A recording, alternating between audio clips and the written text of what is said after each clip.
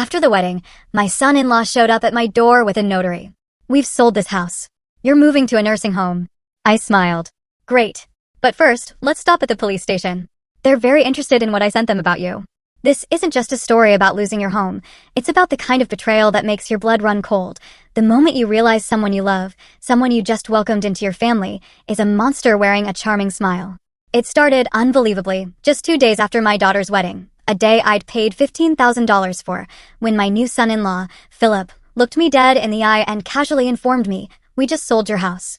You're moving to a retirement home." Can you even imagine? My heart just stopped. 2 days. 2 days ago, we were celebrating, raising toasts to their future, and now this. Philip was sitting there, a smug little smile playing on his lips, like it was a done deal, like he'd already won. But I just calmly looked him back and said, "Great. Let's make a quick stop at the police station first. They're actually very interested in something I sent them about you." And I swear to you, that one sentence changed everything. Let me take you back a little. It was just after the wedding, still high off the celebrations. Philip and my daughter, Lillian, were staying at my place, which I thought was sweet, them starting their new life together. We were at this beautiful restaurant, Golden Oaks, still basking in the glow of the wedding. The cake was still sweet on my tongue, but then Philip leaned forward, his wine glass catching the dim light, and said, "Preston, Lillian and I need our own place to start our family properly. Your house would be perfect for a young couple." Perfect. For a young couple. It hit me like a bucket of ice water. The sweetness in my mouth turned instantly bitter. 2 days. Just 2 days ago, we'd celebrated their marriage. And now this. "Philip," I remember my voice was steady, almost too steady, but my hands were gripping the edge of the table so hard my knuckles were white. "That's my home. I built it with my own hands 20 years ago." Lillian, my sweet daughter, shifted uncomfortably between us, her new wedding ring glinting in the candlelight. The intimate booth suddenly felt suffocating, like the walls were closing in. Other diners laughed at nearby tables, completely oblivious to the bomb that had just exploded in ours. "But you're just one person in such a large house," Philip continued, that unnervingly calm smile never wavering. "It's not practical. And at your age, wouldn't you prefer something more manageable?" My age. I'm 68, not ancient, for crying out loud. But Philip spoke like I already had one foot in the grave. My champagne flute trembled in my grip. "We take such good care of it," he pressed on, reaching across to touch Lillian's hand. "Think about it. Your grandchildren playing in those rooms someday." Lillian's eyes darted between us, a flicker of panic. "Dad, Philip, please don't fight. It's supposed to be a happy day." Happy? I'd just written a $15,000 check for their wedding reception, for her dream day. The flowers from the ceremony were still wilting in the center of our table, petals browning at the edges. "Philip," I said, straightening in my seat, my voice firm.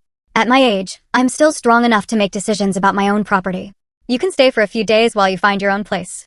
His confident expression flickered. Just for a moment. Something cold, almost reptilian, passed behind his eyes before the charming mask snapped back into place. "Of course, Preston, I understand completely, but..." His tone had sharpened, a barely perceptible edge. "It's just that rental prices these days, and with Lillian's teaching salary. We'll manage, honey." Lillian squeezed his hand, but I caught the worry in her voice. Money had always been tight for her. Philip's jaw tightened almost imperceptibly. "I was hoping we could discuss this as family. After all, what's the point of holding on to such a valuable asset when it could benefit all of us?" Valuable asset. Not my home. Not the place where I'd carried my wife, Margaret, over the threshold. Where Lillian had taken her first steps. Where Margaret had spent her final days. An asset. The background jazz, which had sounded so pleasant moments ago, now felt mocking. Couples at other tables shared intimate conversations while mine fell apart in real time. A waiter glided past, refilling water glasses with practiced invisibility. The answer is no. Each word came out harder than the last. "Find your own place." Philip leaned back, his smile turning brittle. "Well, we can certainly discuss it more when emotions aren't running so high." Emotions. As if wanting to keep my own house was irrational, an emotional outburst. Lillian's face crumpled slightly. "Maybe we should go home." Home? She meant my house, where they'd been staying since the honeymoon. Where Philip had already started asking questions about the heating system, the property taxes, the neighborhood values. I pushed back from the table, my napkin falling to the floor. The other diners blurred in my peripheral vision as blood rushed to my ears. "Preston, wait." Lillian half rose from her seat, but I was already standing, fishing my wallet from my jacket. 2 $20 bills hit the table with more force than necessary. "Take care of the check," I managed. "I need some air." Philip's voice followed me as I turned away. "We'll talk about this later, Preston, when you've had time to think it through properly." The restaurant's warmth pressed against my back as I walked toward the exit, each step carrying me away from my daughter's pleading eyes and my son-in-law's calculating smile. The maitre d' nodded politely, completely unaware that my world had just shifted beneath my feet. Outside, the March air bit at my face. I fumbled for my car keys, my hands shaking with more than just the cold. The drive home passed in silence, Lillian's worried glances burning into my conscience through the rearview mirror. By the time I pulled into my driveway, my tie felt like a noose around my neck. Inside, I ripped the silk knot loose and poured 3 fingers of whiskey. My study welcomed me with its familiar shadows. The worn leather chair, molded to my shape. Bookshelves holding 40 years of collected wisdom. Margaret's photos, smiling from the desk corner. I sank into the chair with a grunt. Outside, streetlights painted geometric patterns across my yard. My house. The sheer audacity of it all still stole my breath. $15,000. I'd written that check without hesitation, watching Lillian's face light up as she described her dream wedding. The Golden Oaks reception hall, the string quartet, the elaborate floral arrangements that cost more than some people's cars. Also, my daughter could have her perfect day. And now, her husband wanted the house, too. I pulled out my phone, scrolling through wedding photos from just 2 days ago. Philip cutting the cake, his hand over Lillian's on the knife. Philip dancing with my daughter, spinning her until she laughed. Philip shaking my hand, calling me Dad for the first time. Had he been planning this even then? The whiskey burned, but not as much as the memory of Philip's smile when I'd refused. It was like he'd expected resistance, like this was all part of some larger, twisted game. My fingers found the desk drawer, pulling out the leather journal Margaret had given me when I retired from engineering.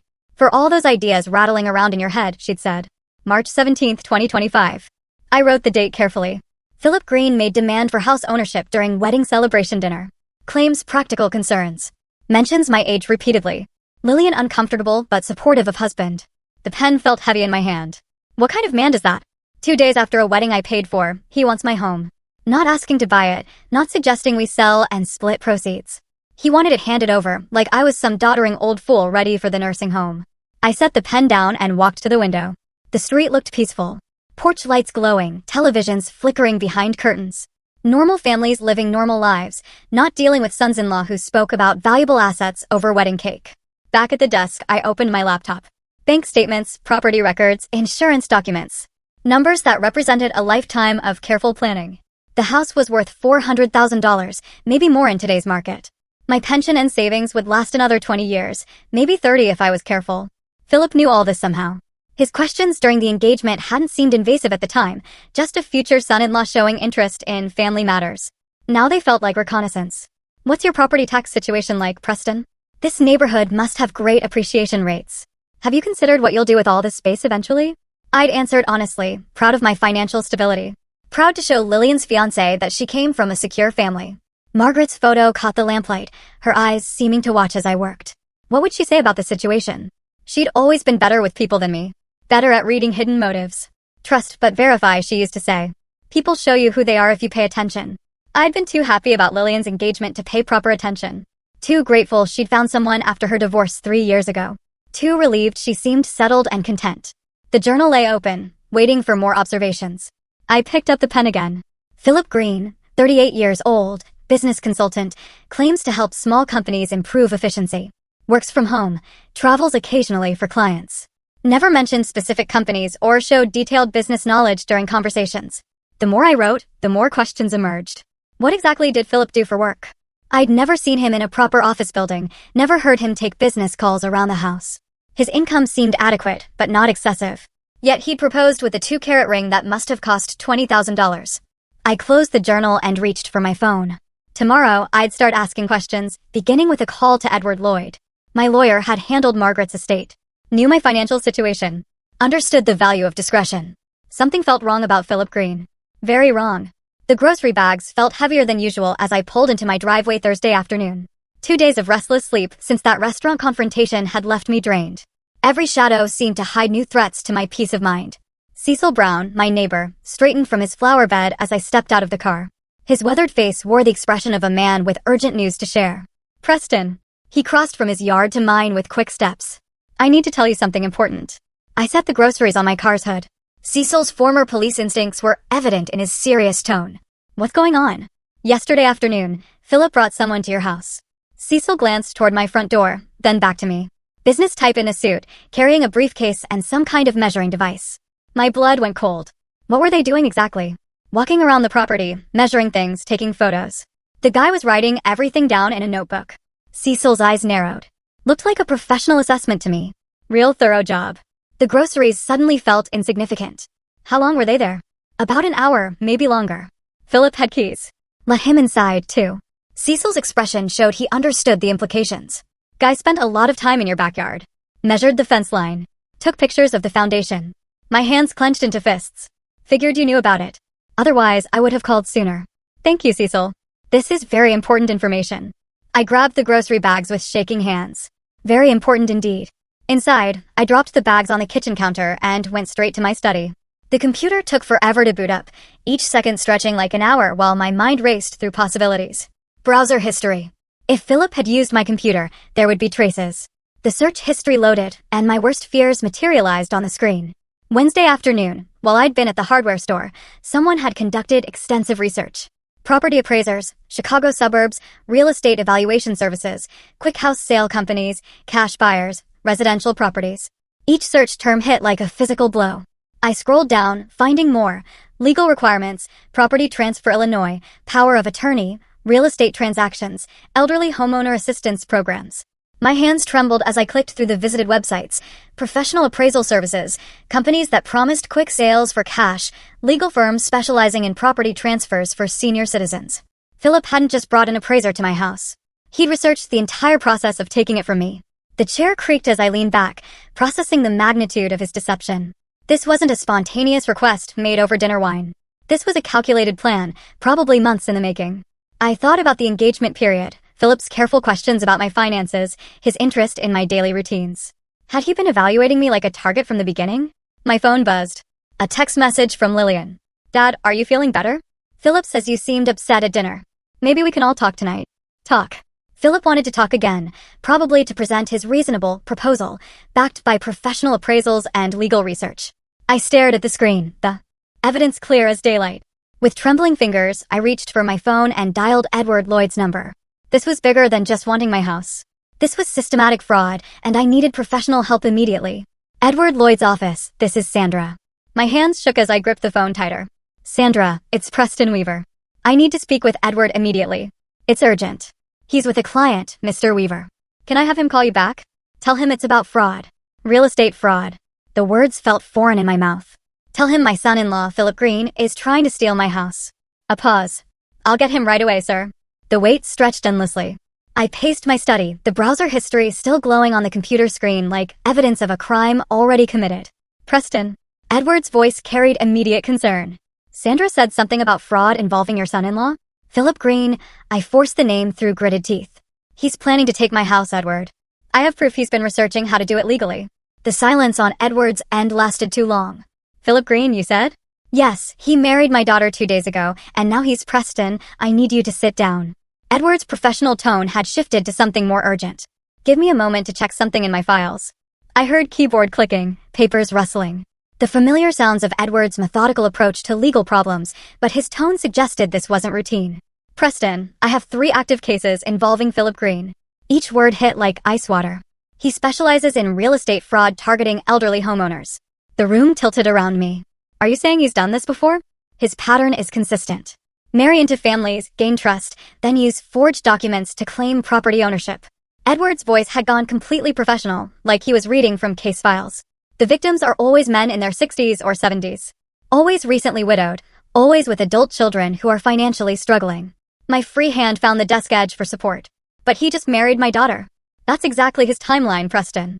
He works fast, before victims can react or seek legal advice. Papers rustled again. How much do you know about his background? Nothing concrete. He claimed to be a business consultant, worked from home. The admission felt pathetic. We were so happy Lillian found someone after her divorce. Preston, you're in immediate danger. Edward's urgency cut through my shock. Don't sign anything. Don't give him access to your financial documents. Don't let him handle any legal matters for you. What should I do about Lillian? She doesn't know what kind of man she married. First, we gather evidence. Then, we protect your assets. Edward's tone brooked no argument.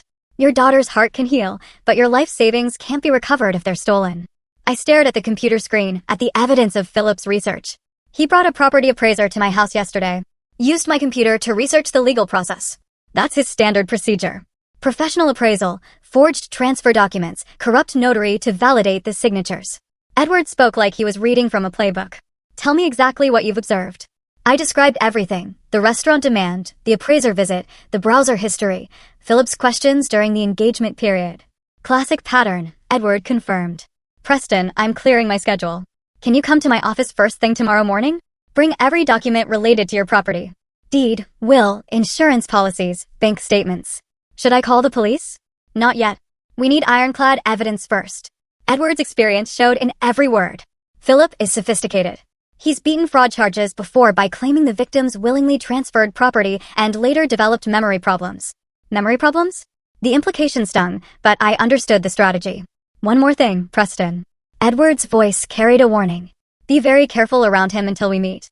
If he suspects you know his true nature, he might accelerate his timeline. I hung up and stared at my reflection in the darkened window. My son-in-law wasn't just greedy. He was a professional predator who'd chosen me as his next victim. But I hadn't survived 40 years in engineering by backing down from problems. Tomorrow, Edward and I would begin building the case that would destroy Philip Green's criminal career. As I reached for my safe combination, I heard Philip's laughter from the kitchen. And for the first time since the restaurant, I smiled. Let him laugh while he could. The drive home from Edward's office felt longer than usual. His warnings replayed in my mind like a broken record. Professional criminal, systematic fraud, multiple victims. The words had transformed my son-in-law from an annoying opportunist into something far more dangerous. Philip's car still sat in my driveway when I pulled in. Through the kitchen window, I could see him and Lillian sharing dinner. Their conversation animated and comfortable. The ordinary domestic scene felt like a grotesque performance now that I knew the truth. I entered through the front door, calling out casual greetings. Philip's voice carried from the kitchen, warm and friendly, asking about my errands. The same voice that had demanded my house 3 days ago. In my study, I locked the door and went straight to the wall safe, hidden behind Margaret's portrait. The combination, 51728, our wedding anniversary, had protected our most important documents for 20 years. Inside lay the foundation of my life's work: property deed from 1985, updated will from 2023, insurance policies, investment statements. Documents Philip needed to steal my legacy. I spread everything across my desk, studying each paper with an engineer's precision. The house deed, stamped and notarized, worth $400,000 in today's market.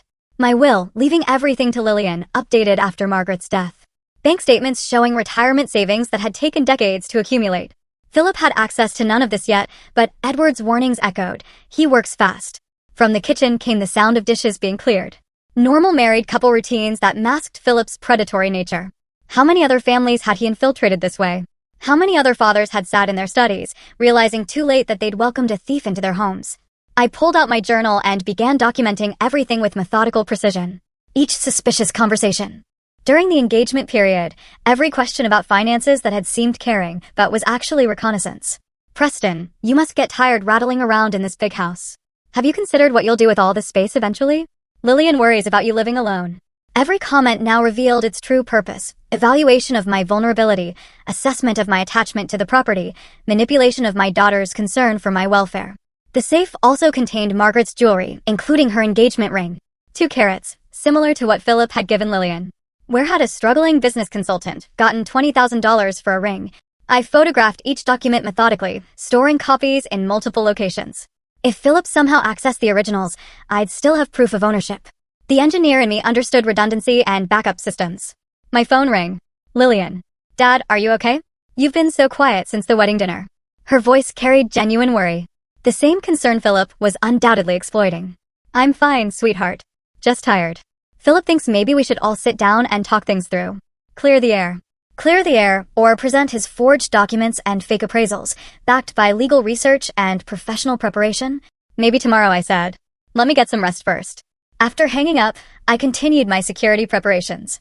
Changed all my banking pins, called my insurance company to add fraud alerts, scheduled a meeting with my investment advisor to discuss protective measures. 3 other families destroyed, Edward had said. 3 other fathers who trusted their daughter's choice in men, who'd believed in family unity over suspicious caution. But I wasn't them. 40 years of problem-solving had taught me to analyze threats systematically, to prepare for failure modes, to build safeguards against worst-case scenarios. I locked the documents back in the safe and checked my watch. 9:30. Philip and Lillian were probably settling in for the evening, planning their future in my house, with my money. Tomorrow, I'd begin the real battle. But tonight, I had one more call to make. The bank's fraud prevention hotline answered on the second ring. First National Security Department. This is Jennifer. This is Preston Weaver. Account number 447291. I need to report suspicious activity involving my son-in-law. As I explained the situation to Jennifer, I heard Philip's laughter from upstairs, and my smile returned. Let him enjoy his last night of feeling secure. Tomorrow, his world would start crumbling, just like he'd planned for mine. 3 days of systematic research stretched ahead of me as I sat down at my computer with my first cup of coffee.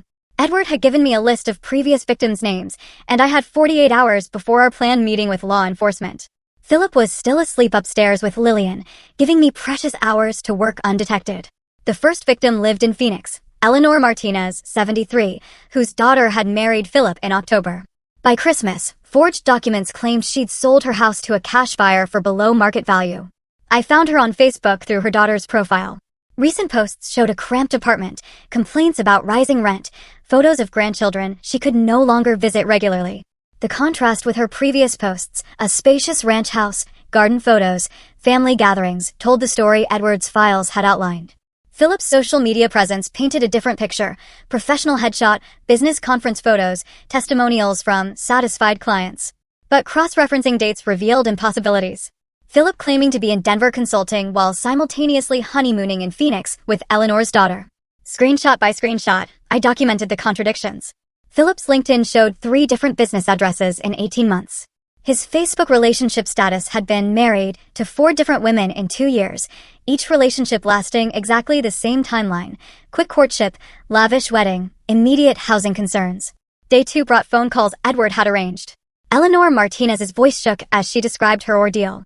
He was so helpful at first, she said, worried about my safety living alone, offered to handle my finances so I wouldn't be stressed. Her words carried the weight of betrayal. One morning, he showed up with a moving truck and eviction papers. Said the house had been sold for my own good. Robert Chen in Denver had a similar story. 6 weeks after the wedding, I had papers saying I'd signed a power of attorney. The signature looked real, but I never remembered signing anything. Each conversation revealed Philip's sophisticated operation: professional document forgers, corrupt notaries, legal expertise that made victims doubt their own memories. The emotional devastation was consistent: adult children who believed their new spouse over their elderly parent. Families torn apart by manufactured confusion. By day 3, I had compiled a comprehensive timeline. Philip's pattern was invariably identical: target identification through dating apps or social events, rapid courtship of financially struggling adult children, marriage within 6 months, immediate housing concerns, professional appraisals, forged documents, and finally, the revelation that the elderly parent had agreed to sell their home. The most damning evidence came from a deleted social media post I'd managed to capture through Google's cache system. Posted 2 days after our wedding, Philip had written, "Another successful acquisition. This old man won't know what hit him. Retiring early. Property investment." The post had been deleted within hours, but I had screenshots. Philip's overconfidence had created the perfect evidence of premeditation. I organized everything into categories: digital proof showing timeline inconsistencies and multiple identities, testimonial evidence from previous victims, documentary evidence of forged signatures and impossible notarizations, and financial evidence tracking fraudulent transactions. Edward called Wednesday evening to check my progress. "This is exceptional work, Preston," he said after reviewing my preliminary findings. "Most victims don't discover the pattern until after they've lost everything." "What are our next steps?" I asked. "Tomorrow, we meet with Detective Sarah Miller. She's been tracking Philip for 2 years, but hasn't had enough evidence for charges." Edward's satisfaction was evident. "Your research might finally give us what we need." That night, I double-checked every document, every screenshot, every victim statement. 3 days of intensive investigation had transformed me from a confused homeowner to a competent detective. The evidence was overwhelming, methodical, and would destroy Philip Green's criminal career. As I prepared to close my laptop, one final detail caught my attention. Philip's most recent Facebook post, uploaded just an hour ago: "Exciting changes ahead." Sometimes family means making tough decisions for everyone's benefit. The timing sent chills through me. Philip was preparing to make his move, probably tomorrow, when he thought I was most vulnerable. I saved the screenshot and smiled grimly. Let him try.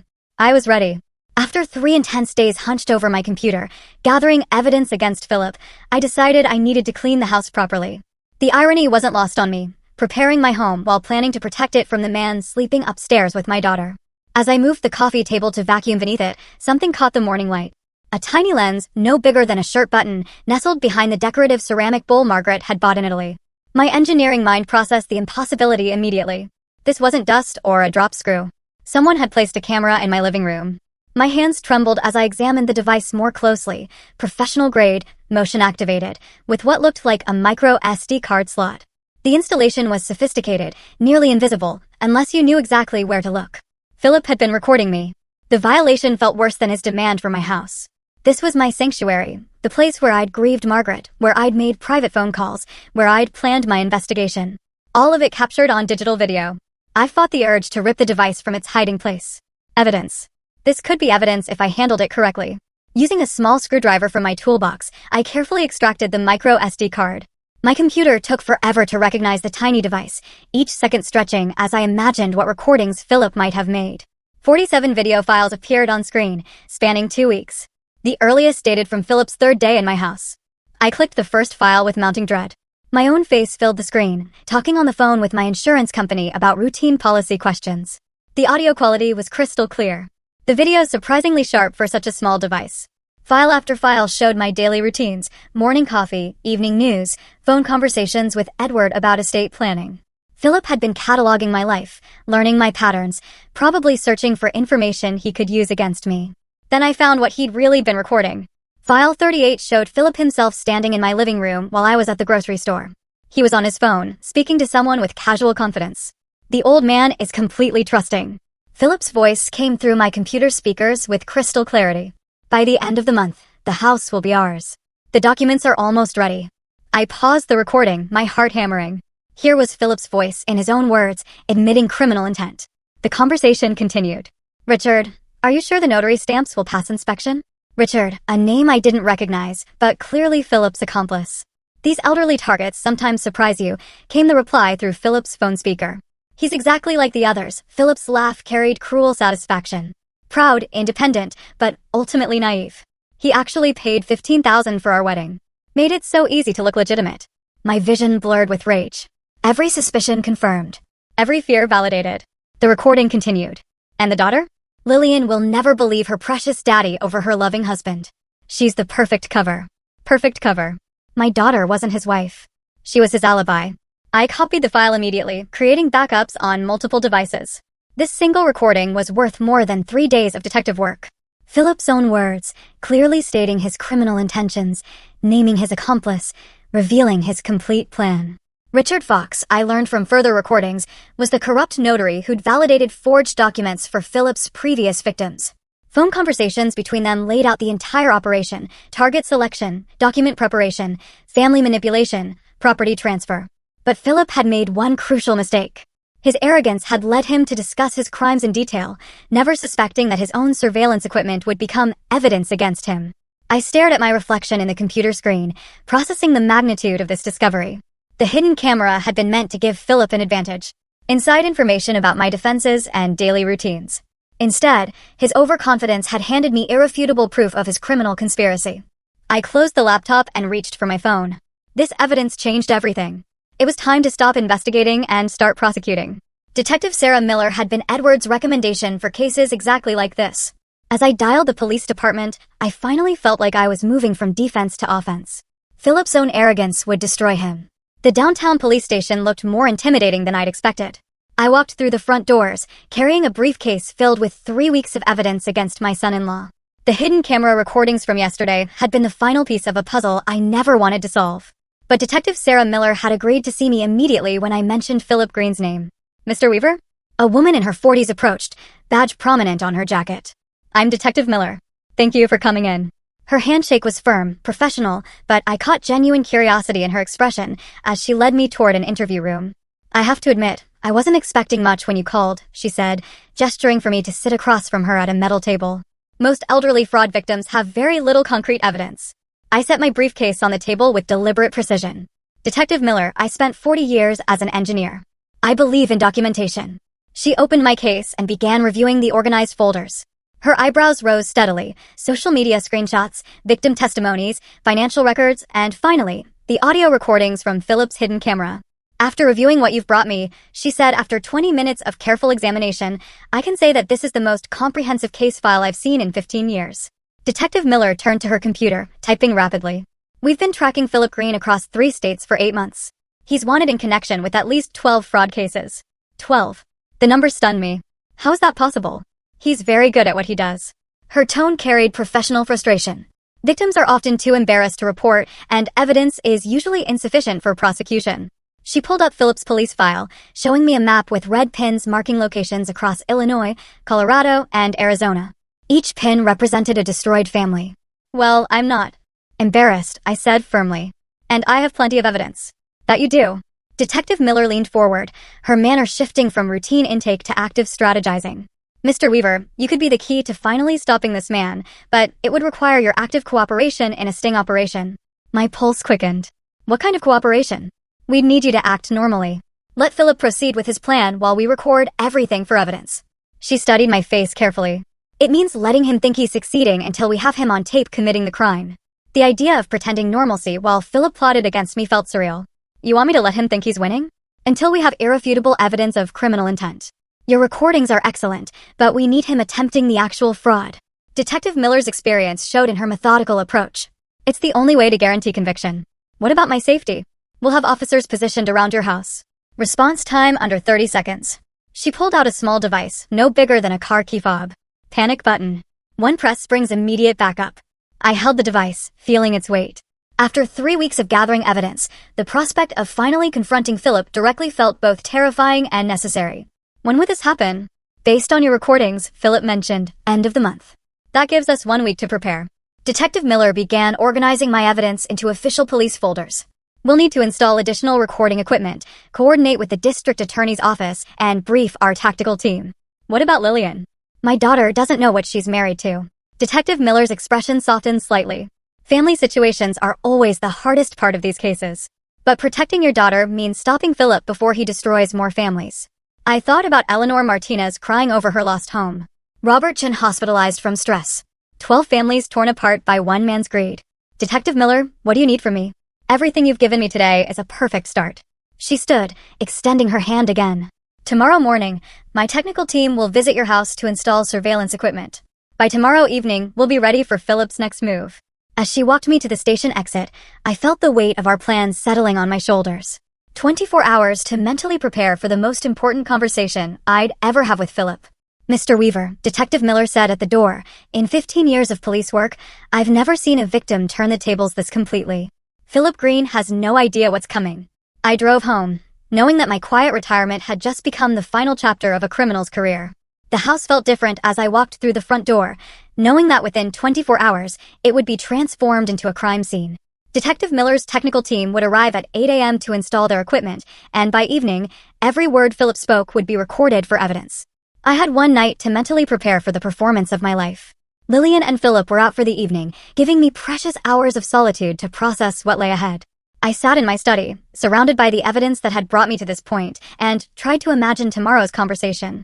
Philip would present his forged documents with practiced confidence. I would need to react naturally, shocked, confused, gradually defeated. The performance had to be convincing enough that he'd reveal his criminal methods on camera. Morning came too quickly. At 8 a.m. sharp, 3 unmarked vans pulled into my driveway. Detective Miller emerged from the first vehicle, followed by technical specialists carrying equipment cases.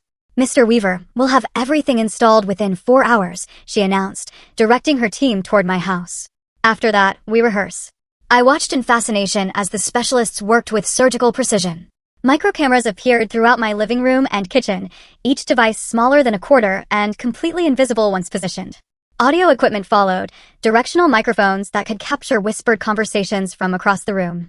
These cameras record in ultra-high definition, the lead technician explained, adjusting a lens behind a picture frame.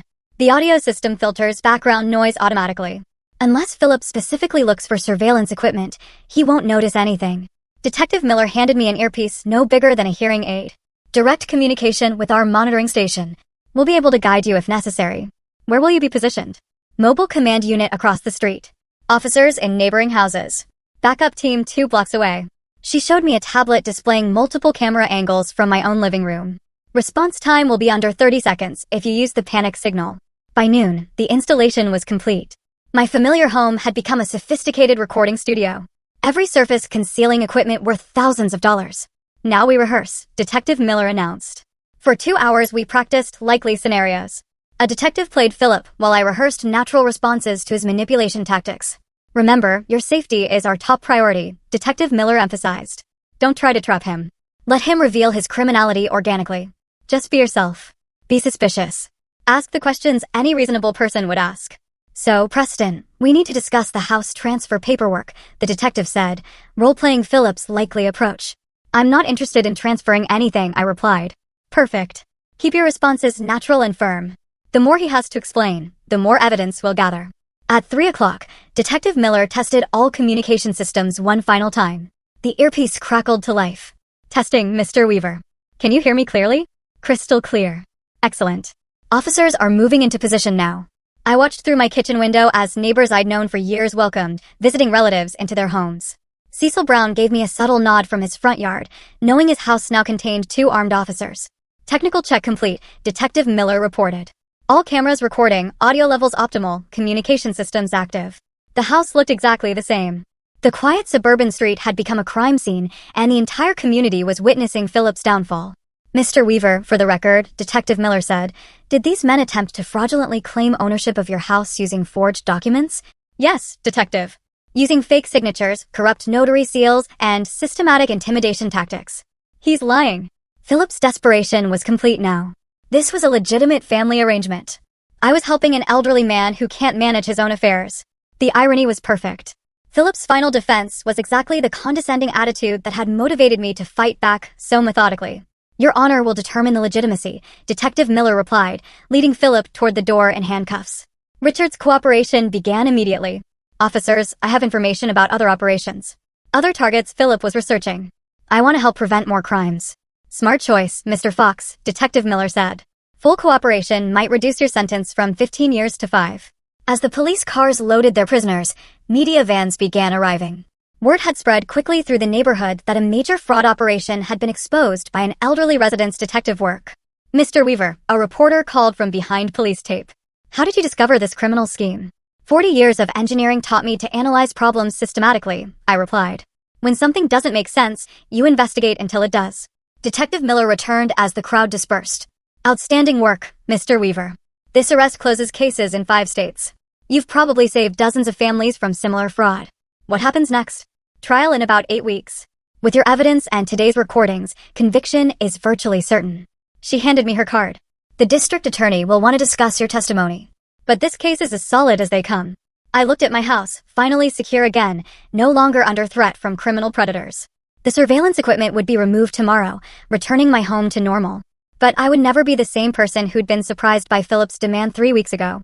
Detective Miller, I said, thank you for believing an old man's suspicions were worth investigating. Mr. Weaver, she replied with genuine respect, you didn't just help yourself. You stopped a career criminal who was destroying families across the country. That's something to be proud of.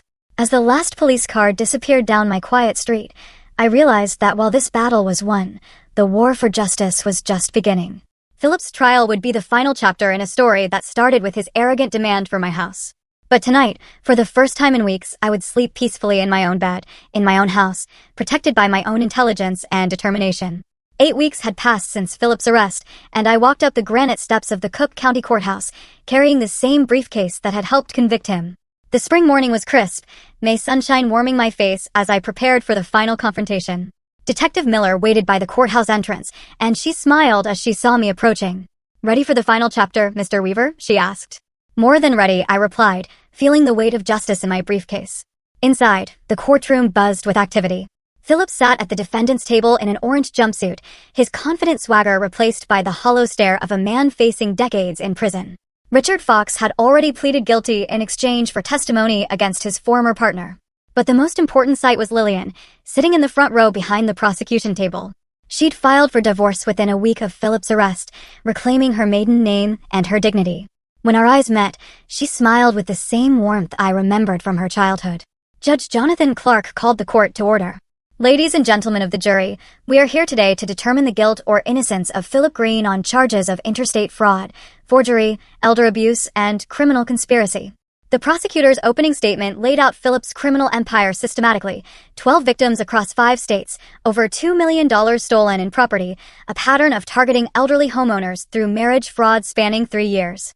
The evidence will show, the prosecutor concluded, that Philip Green is not an opportunistic criminal, but a systematic predator who destroyed families for personal profit. Philip's defense attorney attempted damage control. Ladies and gentlemen, my client made poor choices, but he's not the mastermind the prosecution claims. He was manipulated by others into these unfortunate situations. I almost laughed. Even facing life in prison, Philip couldn't accept responsibility for his own actions. The prosecution's case unfolded with mathematical precision. Victim after victim testified about Philip's identical methods: quick courtship, immediate housing concerns, forged documents, corrupt notarization, and family destruction.